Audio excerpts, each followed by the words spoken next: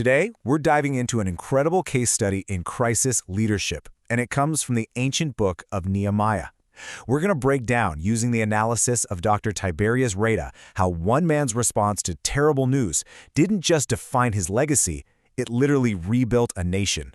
So the story kicks off with this absolutely gut-wrenching report. Nehemiah, who's a high-ranking official over in the Persian Empire, he asks for an update from his homeland, and the news is just awful. The people are in great trouble and shame, and the symbol of their security, their identity, the wall of Jerusalem, is just a pile of rubble. You have to understand, this is so much more than an infrastructure problem. This is a deep spiritual wound. And this really gets to the heart of what we're talking about today. See, a manager might look at this situation and start thinking about schedules, budgets, and project plans. But a leader, well, as we're about to see with Nehemiah, a true leader has a totally different first response. His journey shows us that the most effective action doesn't start with a plan. It starts with a broken heart. Okay, so to really get the weight of this, we need to picture Nehemiah's world. He's not in Jerusalem. He's hundreds of miles away in Susa, a major city in the Persian Empire, and he's serving King Artaxerxes. So he's hearing all this terrible news from a distance, about a home he might not have seen in years. Now you might be thinking, it's just a wall, what's the big deal? But we have to understand that in the ancient world, city walls were everything. They were your defense against enemies, they provided economic stability, they were a source of national pride. And Jerusalem's walls hadn't just fallen down, they'd been in ruins for nearly 150 years, ever since the Babylonians invaded. For generations, the heart of their nation was just sitting there, exposed and ashamed.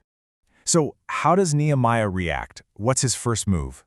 Well, he doesn't immediately draft a proposal or form a committee. The first chapter is all about his internal spiritual response. Before he even thinks about leading anyone else, he first leads himself through this intense process of grief and prayer. Dr. Rata points out this really crucial four-step process. First, Nehemiah hears the news. He doesn't deny it or try to downplay it. Second, he feels it. He weeps and he mourns for days. This isn't just a moment of sadness, it's a deep, personal grief. And finally, he channels all of that powerful emotion into fasting and praying. This gives us a key insight. A true leader doesn't just hear bad news, they actually allow themselves to feel the full weight of it. You know, this really flips our modern idea of leadership on its head. In a lot of corporate cultures, showing this kind of emotion might be seen as weakness. But in the Bible, it's the exact opposite. It's the fuel for powerful action. Nehemiah's tears show how much he cares.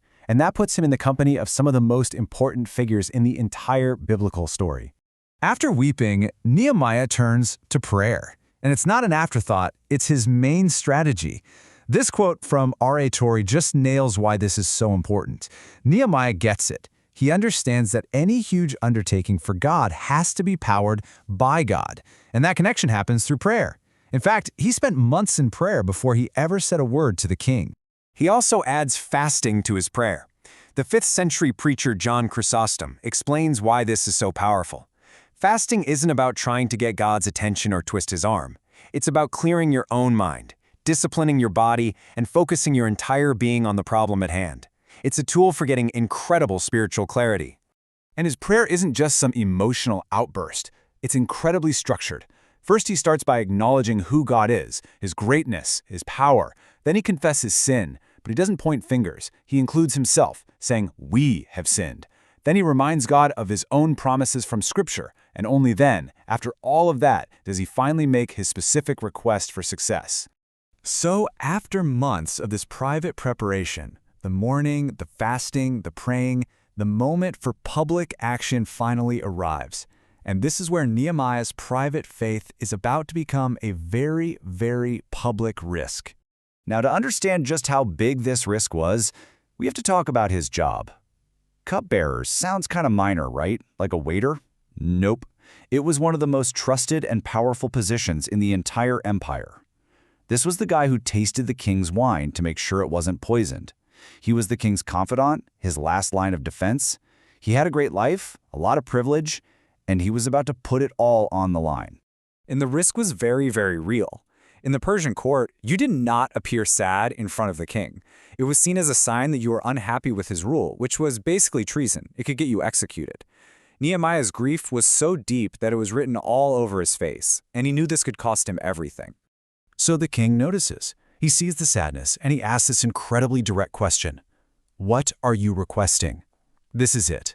This is the moment everything has been building towards. All those months of prayer now have to be boiled down into one clear, compelling answer. And what does Nehemiah do in that split second between the king's question and his own answer? He prays.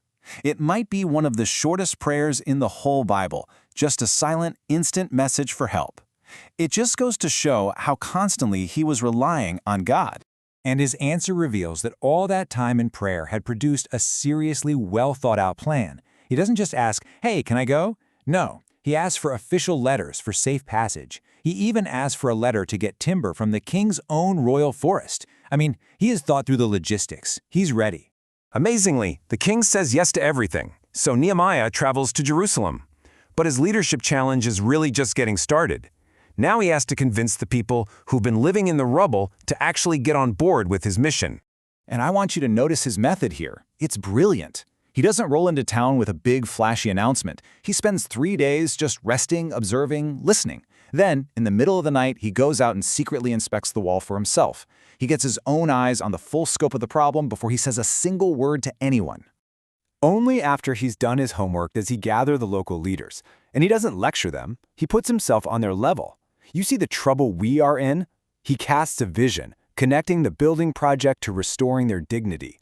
And then he gives them proof that it's possible, telling them how God and the king are already on their side. And it works. The people say, "Let us rise up and build." But you know what happens when you start making real progress, right? Opposition shows up. Immediately, 3 powerful local governors start mocking them, accusing them of rebellion. Here's a key lesson. Opposition isn't always a sign you're doing something wrong. A lot of the time, it's a sign you're finally doing something right and shaking up the status quo. Dr. Rata shares this fantastic analogy for this kind of thing. Picture an old horse-drawn carriage trying to get up a really steep hill.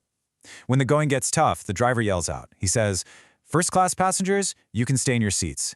Second-class passengers, you have to get out and walk. But third-class passengers, you have to get out and push." And that right there is the heart of Nehemiah's leadership. He was a man holding a first-class ticket back in Persia. He had a comfortable life. He could have stayed in his seat. He could have even been a second-class passenger and just gotten out of the way. But instead, he chose to be a third-class passenger. He gave up all his comfort, traveled right into the middle of the problem, and he got his hands dirty to push. This is Nehemiah's brilliant response to all his critics. He doesn't get down in the mud with them. He doesn't defend himself. He just restates his confidence in God and his commitment to the mission. His focus is on the work, not on the noise.